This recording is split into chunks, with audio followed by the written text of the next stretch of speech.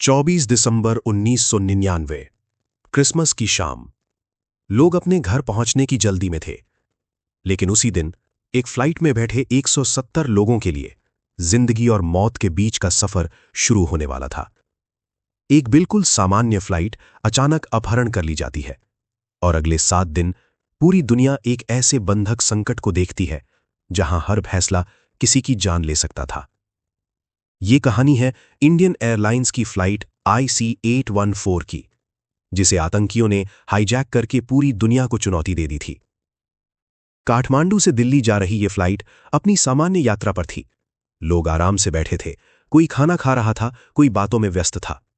तभी अचानक 5 नकाबपोश लोग खड़े हो जाते हैं। उनके हाथ में हथियार थे। एक आवाज गूंजती है, ये विमान अब हमारे कब्जे में है। बस उसी पल सब कुछ बदल जाता है। पायलट को मजबूर किया जाता है रास्ता बदलने के लिए। विमान को लाहौर ले जाने की कोशिश होती है, लेकिन पाकिस्तान लैंडिंग की अनुमति नहीं देता। ईंधन कम हो रहा था, डर बढ़ रहा था। आखिरकार विमान अमृतसर में उतरता है। यह एक मौका था स्थिति को संभालने का, लेकिन देरी और गलत फैसलों की वजह से विमान फिर से उड़ान भर लेता है और यहीं से हालात और गंभीर हो जाते हैं।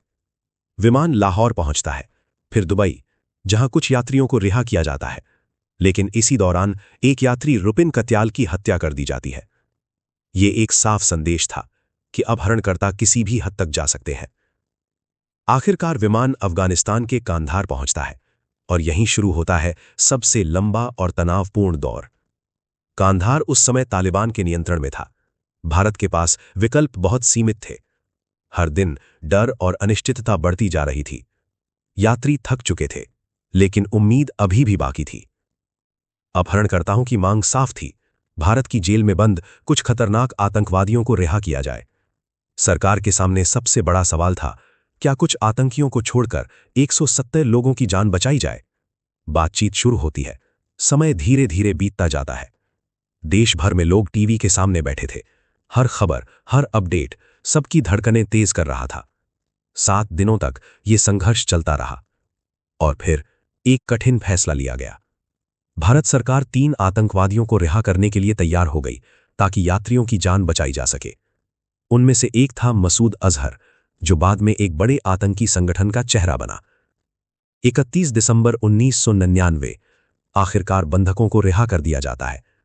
लोग विमान से बाहर निकलते हैं, थके हुए, डरे हुए, लेकिन जिंदा।